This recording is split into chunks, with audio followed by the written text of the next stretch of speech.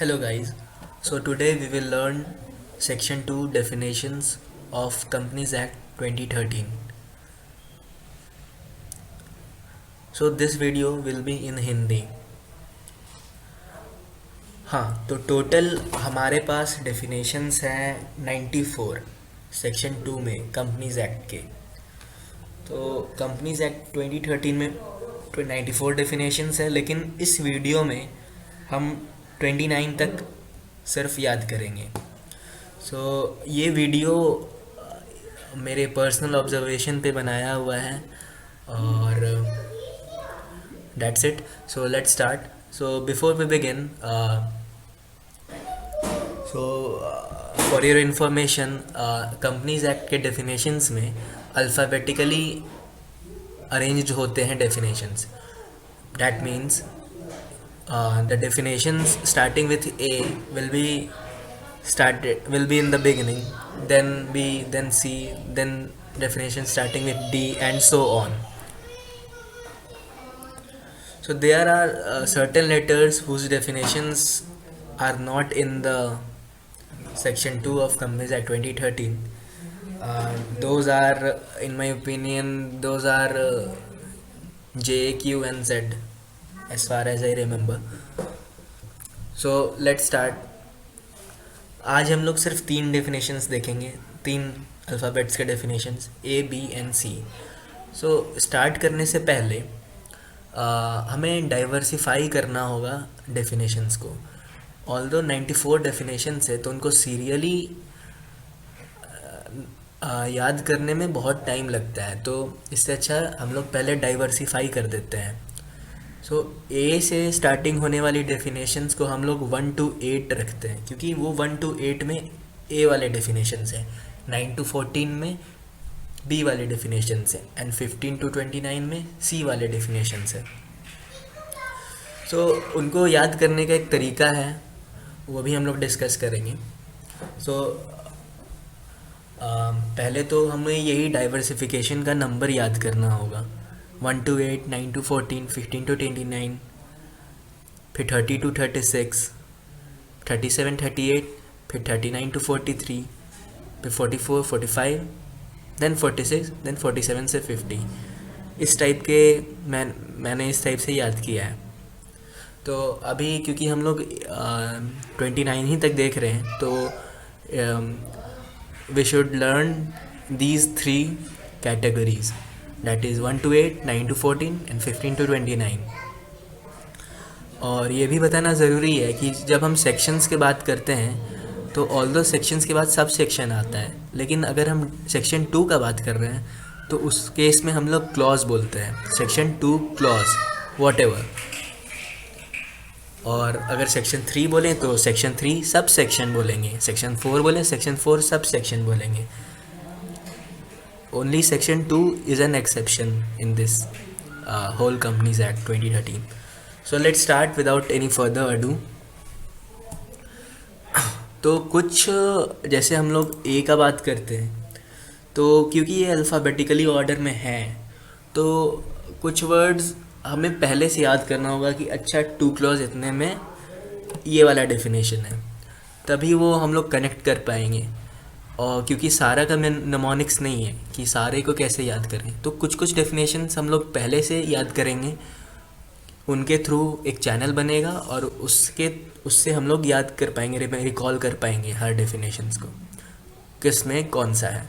इसमें प्रैक्टिस बहुत इम्पॉर्टेंट है। अगर हम लोग अभी याद कर रहे हैं तो रात तक फिर से रिकॉल करके कभी भी हम लोग को रखना है, क्योंकि it's all about remembering things, right. So let's start. So first is abridged prospectus. First is abridged prospectus. अब इसको डिस्कस तो हम लोग नहीं करेंगे, सिर्फ सेक्शंस याद कर रहे हैं। तो मैं अभी पहले लिख लेता हूँ, उसके बाद बताऊँगा कैसे याद करना है। Second is accounting standards. Third is alteration. Fourth is appellate tribunal. Fifth is articles. Sixth is associate company. Seventh is auditing standards. Eighth is authorized capital. तो ये देखते हैं कैसे हम लोग याद करेंगे.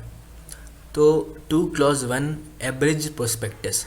हम लोग कंपनीज एक्ट 2013 पढ़ रहे हैं. कंपनी शेयर्स कुछ रिलेट हो रहा है ना. कंपनी क्या करता है, शेयर्स इशू करता है. तो हम लोग इसको ऐसे याद कर सकते हैं 2 clause 1 को कि कंपनीज एक्ट हम लोग पढ़ रहे हैं. तो कंपनीज एक्ट, कंपनी क्या करता है, शेयर इशू करता है. शेयर इशू में क्या करता होगा, शेयर इशू ऐसे ही थोड़ी दे देता है, पहले प्रोस्पेक्टस इशू करता होगा. तो सबसे पहले हम लोग कंपनीज एक्ट पढ़ रहे हैं. तो सब the first and foremost thing is 1. तो 2 clause 1 में एवरेज प्रोस्पेक्टस, हम लोग इसको ऐसे याद कर सकते हैं. ठीक है, ऑल क्लियर. तो एवरेज प्रोस्पेक्टस. फिर 2 clause 2, मैंने तो इसे, क्योंकि 2 मेरा फेवरेट नंबर है और इसमें अकाउंटिंग स्टैंडर्ड्स है, स्टैंडर्ड वाला चीज़ है. तो 2 clause 2 को मैंने अकाउंटिंग स्टैंडर्ड्स से याद किया. अब क्योंकि ये अल्फ़ाबेटिकली ऑर्डर में है तो 2 clause 3 को हम लोग को ऑल्टरेशन याद करना ही होगा. ये उन वर्ड्स में है जिनको मैंने बोला कि बिना नेमोनिक्स के याद करना ही होगा, क्योंकि रिलेट करना ही होगा उसके बाद. सो 2 कंपनीज एक्ट पढ़ रहे हैं. 2 clause 1 एवरेज प्रोस्पेक्टस, क्योंकि कंपनी शेयर इशू करता है, शेयर इशू करते समय प्रोस्पेक्टस इशू करेगा पहले. तो एवरेज प्रोस्पेक्टस. एवरेज का मतलब होता है, एवरेज और अनएवरेज में बहुत डिफरेंस है. अनएवरेज मतलब एज इट इज़, जैसे मतलब जैसा है वैसा ही, कुछ एडिटेबल नहीं है, उसमें एडिटेड पार्ट्स नहीं है. एवरेज मतलब उसको थोड़ा शॉर्ट किया गया, पढ़ने रीडेबल बनाया गया, इसलिए वो एवरेज्ड हो गया. सो 2 clause 1 हमारा क्या हो गया, एवरेज प्रोस्पेक्टस. 2 clause 2 क्योंकि मेरा फेवरेट नंबर है, हम स्टैंडर्ड वाले लोग हैं, तो अकाउंटिंग स्टैंडर्ड्स. 2 clause 3 ऑल्टरेशन, ये याद करना ही होगा. अब देखिए, क्योंकि मैंने बोला कि असेंडिंग ऑर्डर में है, ABCDEF ऐसे है, तो एक B हुआ फर्स्ट वाले में, फिर सेकंड में AC हुआ, नेमोनिक्स के थ्रू हमने याद किया. ऑल्टरेशन हमें याद करना ही पड़ेगा. फिर फोर्थ में L के बाद M आता है. तो M से तो हमने कंपनीज एक्ट पढ़ा है, इतना कंपनी लॉ पढ़ा है, लेकिन M से M से तो कोई वर्ड नहीं है, AN से भी नहीं है, AO से भी नहीं बन रहा है कुछ, AP से है. तो एपेलेट ट्रिब्यूनल, तो AP एपेलेट ट्रिब्यूनल. फिर इसी के थ्रू हो जाएगा. AQ से भी नहीं होगा. AR से हमारा आर्टिकल्स ऑफ एसोसिएशन वाला आर्टिकल्स, तो आर्टिकल्स हो गया. फिर AR के बाद आता है AS, तो AS से एसोसिएट कंपनी. फिर AT होता नहीं है कुछ, उससे बन नहीं सकता है. AU से बन सकता है, तो ऑडिटिंग स्टैंडर्ड्स. फिर AUD है. अब AUEF, फिर ये वही वाला बात है, क्योंकि इतना रिकॉल करना मुश्किल है कि AUE AUF इतना रिकॉल करना मुश्किल है. तो 2 clause 8 हमें याद ही करना पड़ेगा, ऑथराइज्ड कैपिटल. सो इन 8 डेफिनेशंस में हमने 2 clause 3 एंड 2 clause 8 याद रखना है. सो आँख बंद कर लें आप लोग और रिवाइज करते हैं. 2 clause 1, तो first and foremost thing is 1. तो 1 में हम लोग क्या मतलब हम लोग पढ़ क्या रहे हैं, कंपनीज एक्ट पढ़ रहे हैं. कंपनीज एक्ट मतलब शेयर्स इशू करता होगा कंपनी शेयर्स इशू करते समय क्या करता है, प्रोस्पेक्टस इशू करता है. तो एवरेज प्रोस्पेक्टस 2 clause 1. 2 clause 2 हमारा फेवरेट नंबर है, फेवरेट नंबर स्टैंडर्ड वाले लोग हैं, तो अकाउंटिंग स्टैंडर्ड. 2 clause 3 हमें याद ही करना पड़ेगा, ऑल्टरेशन.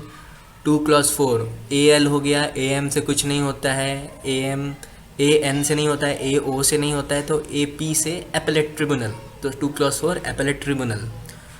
फिर AQ से नहीं होता है, AR से होता है, तो आर्टिकल्स. फिर 2 clause 6 में AR के बाद AS, तो एसोसिएट कंपनी. AT से होता नहीं है, AU से होता है, तो ऑडिटिंग स्टैंडर्ड्स. एंड 2 clause 8 हमें याद करना ही है, authorised capital. So I think these 2 clause 1 to 2 clause 8 is clear definitions. So let's start definition starting with B. तो 2 क्लॉज 9 ये बहुत आसान है, ये एक बार देख लेंगे तो हो जाएगा। तो 2 क्लॉज 9 बी, बी से क्या हो सकता है? बैंकिंग, बैंकिंग कंपनी हो सकता है, बैंकिंग कंपनी। बी, बी से तो हो ही रहा है, तो बी के बाद पहला लेटर क्या हो सकता है? A, the first probable letter must be A, so B A, banking company. तो ये हो जाएगा बैंकिंग कंपनी।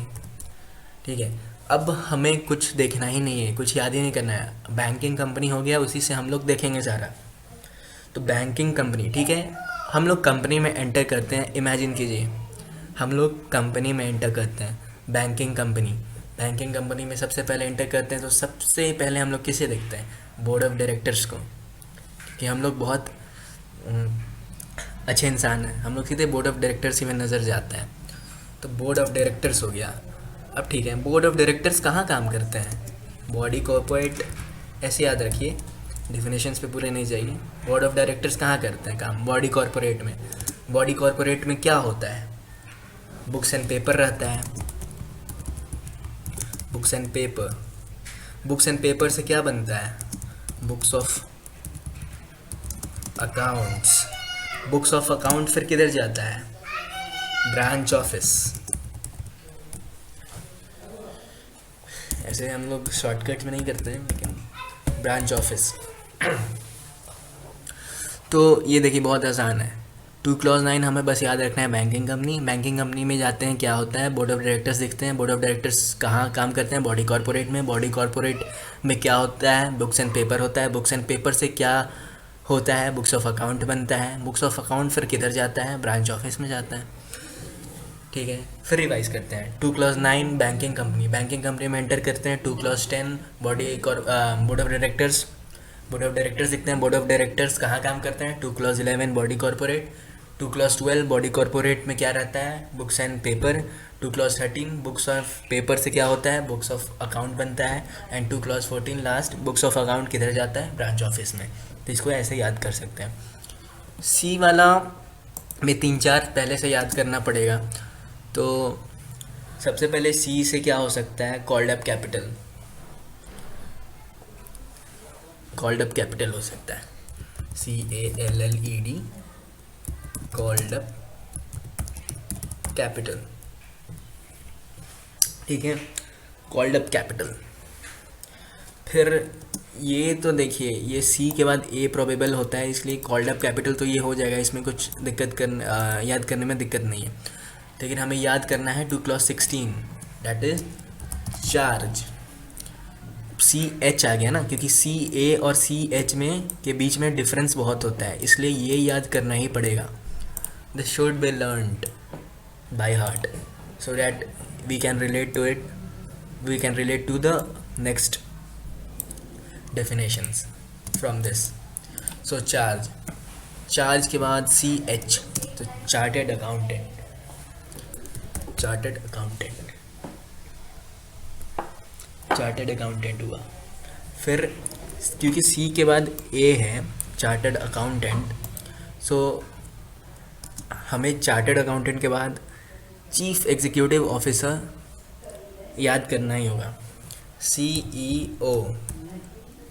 CEO, तो CE के बाद क्या होता है? CF होता है, तो CFO, chief financial officer. Chief financial officer, ठीक है।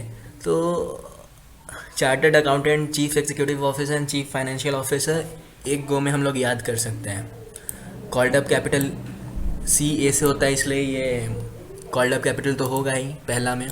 कॉल्ड अप कैपिटल के बाद चार्ज हमें याद करना ही होगा कि 2 क्लॉज 16 इज चार्ज।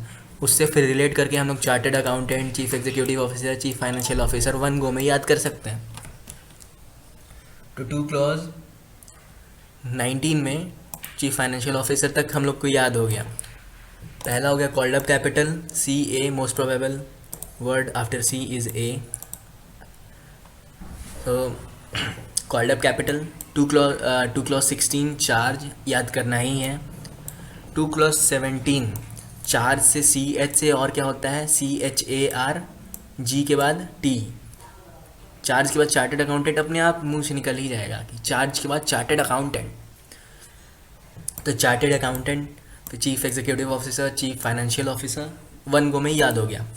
अब CF के बाद दिक्कत होता है कि क्या याद करें, चीफ फाइनेंशियल ऑफिसर, अरे क्या होगा CH। तो इसके बाद दिए भी वर्ड है कंपनी, तो इसको हम लोग याद कर सकते हैं, chartered accountant, chief executive officer, chief financial officer कहाँ काम करते हैं, कंपनी में काम करते हैं ऑफ कोर्स, तो कंपनी हो गया। अब कंपनी आया है तो कंपनी कितने तरह का होता है, company limited by shares, sorry one mistake, shares नहीं, सबसे पहले एस के पहले जी आता है तो guarantee, company limited by guarantee. फिर क्या हो सकता है, कंपनी लिमिटेड बाय शेयर्स, ठीक है। अब कंपनी आया तो company limited by guarantee, company limited by shares, इसे हम लास्ट में पूरा रिवाइज करेंगे अच्छे से, सी वाला, सी में बहुत ब्रेकअप्स हैं। तो कंपनी लिमिटेड बाय शेयर्स हो गया। अब इसके बाद फिर वही बात है कि हमें एक चीज़ याद करना पड़ेगा, that is company liquidator, company liquidator 24। अब कंपनी लिक्विडेटर हो गया। I just want to mention कि अभी बोरिंग लग रहा है, लेकिन जब ये पूरा हो जाएगा ना और प्रैक्टिस होगा तो एकदम बोरिंग नहीं है, एकदम फिंगर टिप्स पे होगा पूरा 29 तक, आई बेट। सो 24 में कंपनी लिक्विडेटर, 23 में कंपनी लिक्विडेटर हो गया। अब एल के बाद MNO कंपनी, और कंपनी से हो सकता है ना कुछ, अरे हम लोग कर क्या रहे हैं, कंपनी सेक्रेटरी कर रहे हैं, कंपनी सेक्रेटरी, कंपनी सेक्रेटरी हो गया, कंपनी सेक्रेटरी। अब ठीक है, कंपनी सेक्रेटरी एक तो हो गया, काम करता है कंपनी सेक्रेटरी, एक कंपनी सेक्रेटरी प्रैक्टिस भी करता है, तो company secretary in practice, company secretary in practice, ठीक है।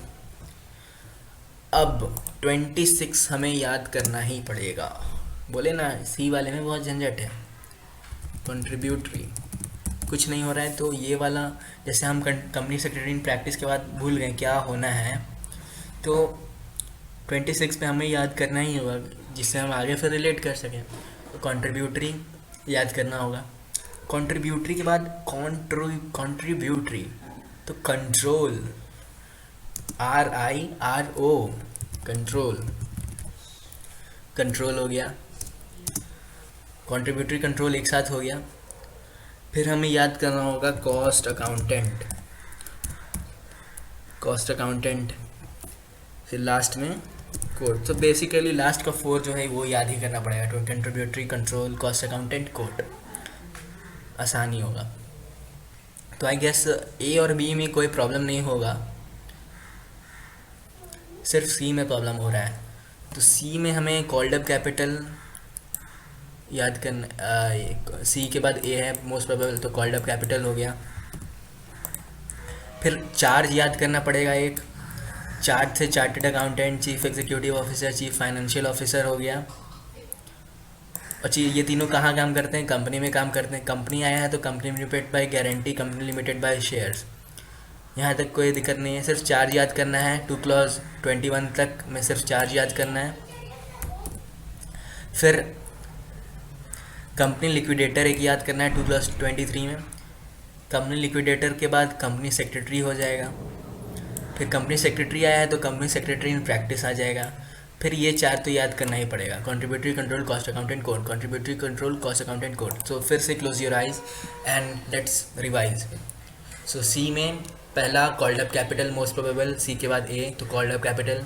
कॉल्ड अप कैपिटल के बाद 2 क्लॉज 16 में हमें याद करना ही पड़ेगा कि चार्ज है। चार्ज आया है तो चार्टर्ड अकाउंटेंट है, फिर चार्टर्ड अकाउंटेंट, फिर chief executive officer, chief financial officer, one को हमें याद हो गया तीनों चीज़। अब ये तीनों कहाँ काम करते हैं, कंपनी में। तो कंपनी कितने तरह का होता है, company limited by guarantee, company limited by shares. फिर 2+23 में कंपनी लिक्विडेटर याद करना ही पड़ेगा। कंपनी लिक्विडेटर आया तो एल के बाद एस मान सकते हैं, क्योंकि MNOPQRS। तो कंपनी सेक्रेटरी ये नहीं याद हो रहा है तो 2+24 भी याद कर सकते हैं। 2+24 कंपनी सेक्रेटरी, तो कंपनी सेक्रेटरी आया तो 2+25 कंपनी सेक्रेटरी इन प्रैक्टिस हो गया। फिर लास्ट का 4 हमें याद करना ही पड़ेगा, contributory control cost accountant code. So this was it. So in the end यही है, और ये सब तो याद करना ही पड़ेगा, और रिवीजन ही एकमात्र उपाय है। Bye bye.